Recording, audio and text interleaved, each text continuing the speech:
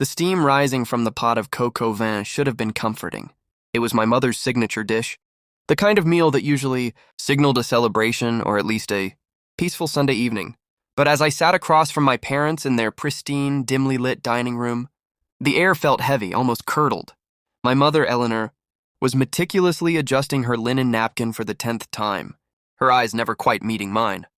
My father, Arthur, sat at the head of the table, his silver hair catching the light of the chandelier as he focused, intently on uncorking a bottle of Bordeaux. I had been back in town for 3 days. 3 days of polite small talk, vague questions about my job in the city, and a lingering sense that I was being watched, not by my parents, but by the very walls of the house I grew up in. Everything was too perfect. The silence was too deliberate.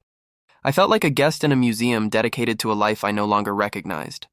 "So, Claire," my father started, the cork popping with a soft, hollow sound. "Your mother tells me you're thinking of staying through the end of the month. We haven't had you home for this long since?" "Well, since before the wedding, that wasn't." I flinched inwardly. He always had a way of bringing up the most painful chapters of my life as if he were discussing the weather. The wedding that wasn't happened 2 years ago. I had been left at the altar by a man named Mark, a man my father had handpicked for me. It had been a public humiliation, a scandal in our small, affluent circle, and the reason I had fled to the city in the first place. "I'm just taking some time off, Dad," I said, my voice steady despite the flutter in my chest. "The agency is doing well, and I needed a break from the noise." "Noise is good for the soul," my mother chimed in, her voice thin and airy. "It keeps you from hearing the things you shouldn't." She smiled then, but it didn't reach her eyes. It was a practiced, brittle smile. I reached for my wine glass, my fingers trembling slightly. I told myself it was just the nerves of being back in this house, under the weight of their expectations. I took a sip of the wine, the tart liquid hitting the back of my throat. That was when my phone buzzed in my lap. I usually kept it on silent during dinner, an unspoken rule in the Miller household, but I had forgotten to flip the switch. The vibration was loud against the fabric of my dress. My father glanced down, his eyebrows knitting together in disapproval. "Sorry," I muttered, reaching down to silence it. I glanced at the screen, expecting a work notification or perhaps a check-in from a friend. Instead, the notification banner showed a message from an unknown number. It was just 4 words written in all caps, screaming from the digital glow. "Get up and leave, don't look back." My heart skipped a beat. A prank? A wrong number? I looked up at my parents. They were both watching me now. My mother's fork was frozen halfway to her mouth. My father's hand was still resting on the wine bottle. They looked like statues, their expressions unreadable in the amber light. "Is everything all right, dear?" my mother asked. Her voice sounded different, lower, more grounded. "Fine," I lied, my thumb hovering over the phone. "Just a spam message." I shoved the phone into my pocket, but the words were burned into my retina. "Get up and leave." Why? Why now? I tried to focus on the meal, but the chicken tasted like ash. I looked at my father. He was pouring himself another glass, his movements slow and methodical. "You know, Claire," he said, staring into the swirling red liquid, "family is a complicated thing. We do things to protect one another. Sometimes those things aren't understood until much later." "Protect from what?" I asked, my voice barely a whisper. He didn't answer. He just took a long, slow sip of the wine.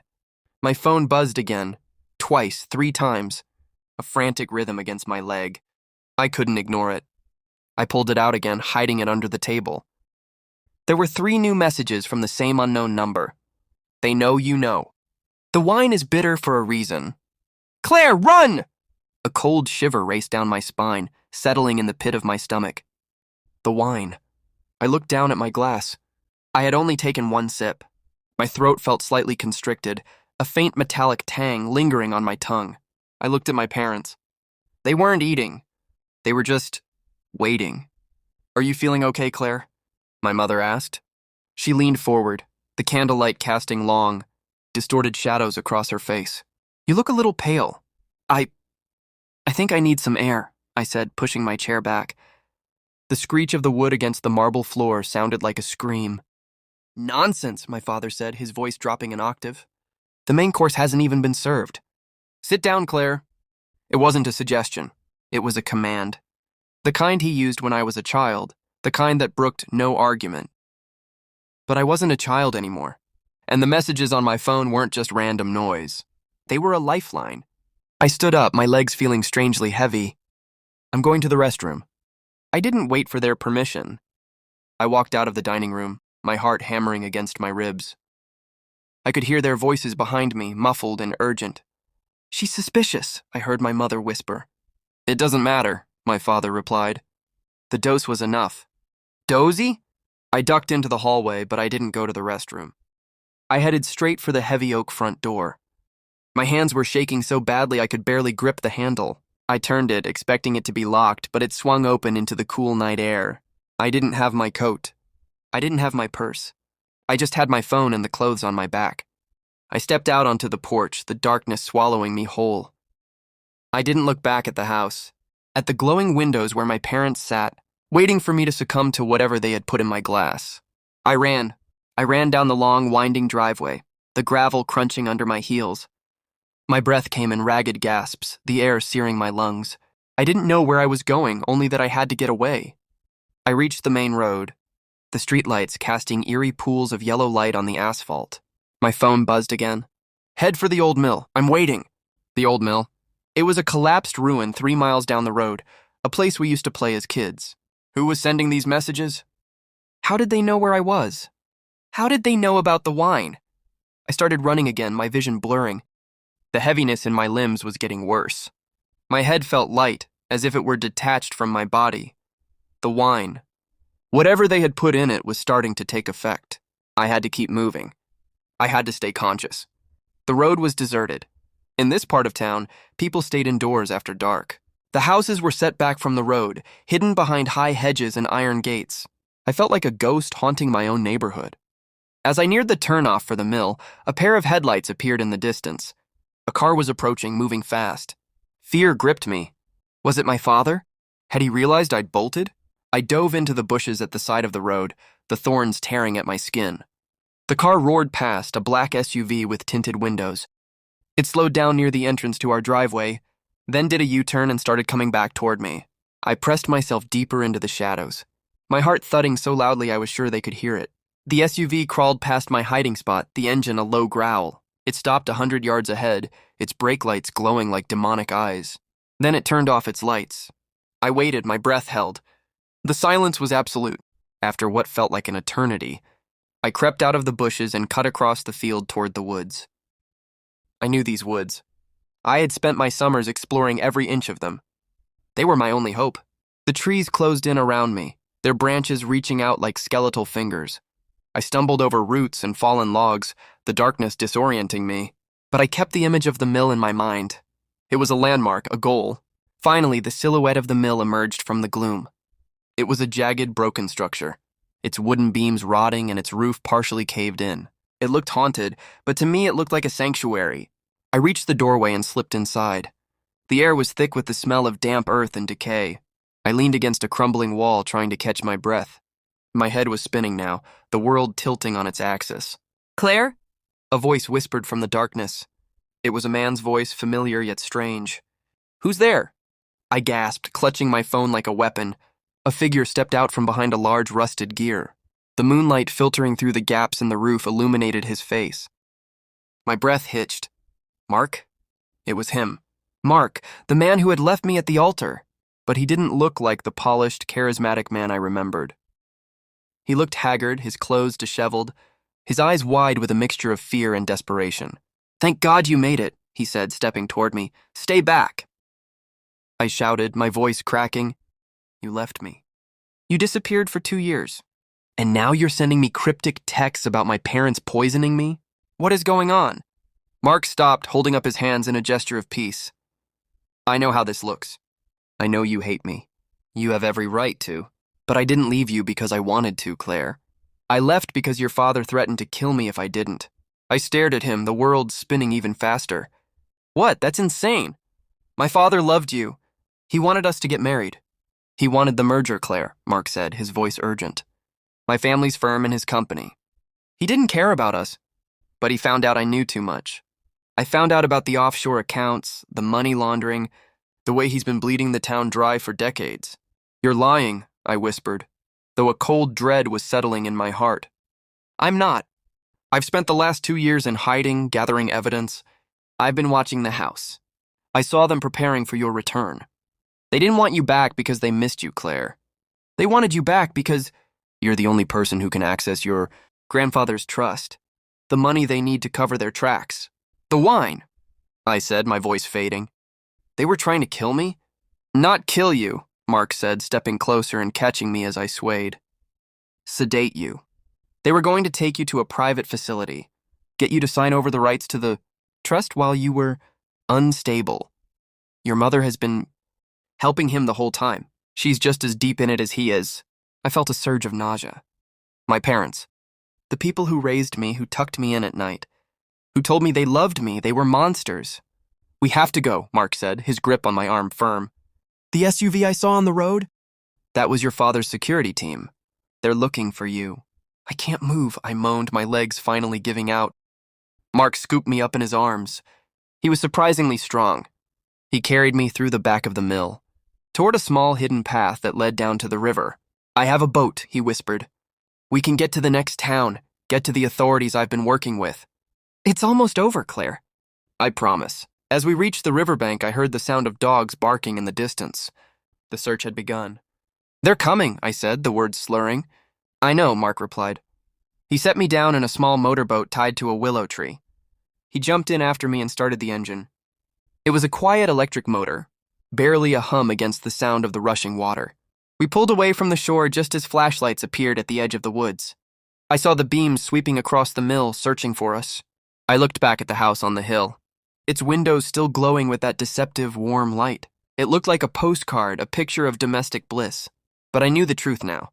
I knew the rot that lived inside those walls. As the boat carried us away into the darkness, I felt a strange sense of peace.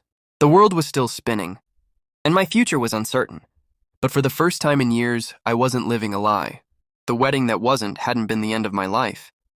It had been the beginning of my escape.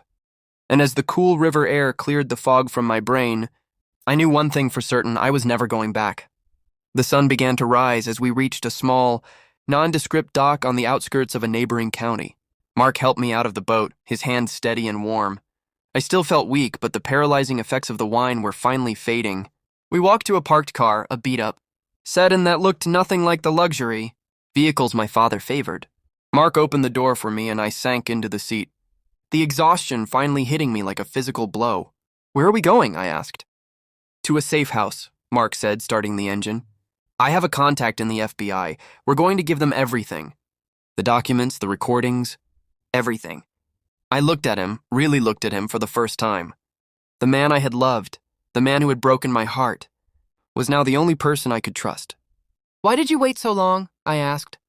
Why didn't you tell me sooner? Mark sighed, his eyes fixed on the road. I was afraid, Claire. Your father is a powerful man. He has eyes everywhere. I thought if I stayed away, you'd be safe. I thought if I disappeared, he'd leave you alone. I was wrong. I didn't realize how desperate he had become. I closed my eyes, the image of my mother's brittle smile flashing in my mind. She had known. She had sat there and watched me drink that wine, knowing what it would do. That was the betrayal that cut the deepest. The drive was long and silent. We bypassed the major highways, sticking to back roads and winding through rural landscapes. Every time a car appeared behind us, my heart would leap into my throat, but each time, it eventually turned off or passed us by. We arrived at a small, secluded cabin deep in the woods by mid-morning.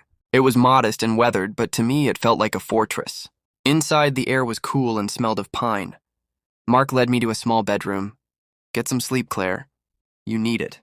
I'll be in the other room keeping watch. I didn't argue. I collapsed onto the bed and fell into a deep, dreamless sleep. When I woke up, the sun was beginning to set. I felt groggy but clear-headed. I walked out into the main room to find Mark sitting at a table covered in papers and a laptop. He looked up and smiled, a real smile this time. How are you feeling? Better, I said. Hungry. He pointed to a plate of sandwiches on the counter. Help yourself. As I ate, Mark explained the plan. He had been working with an undercover agent named Detective Vance. They had been building a case against my father for years, but they needed the final piece of the puzzle.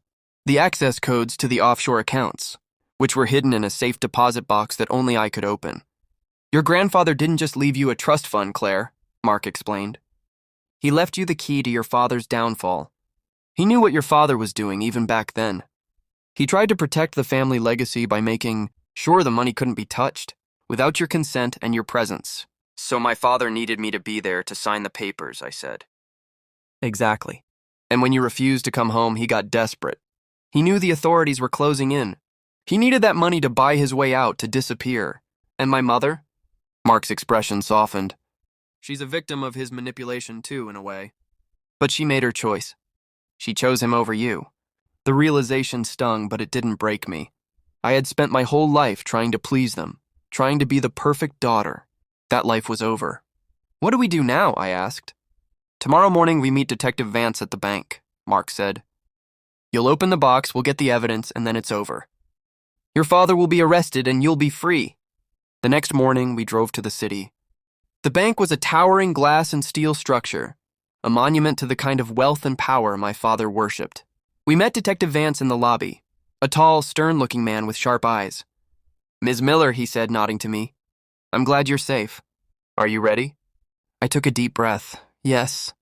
We were led to the vault, a massive, reinforced room filled with rows of small metal boxes. I felt a sense of awe as the teller turned the key and pulled out box 402. Inside was a thick stack of documents and a small, leather-bound journal.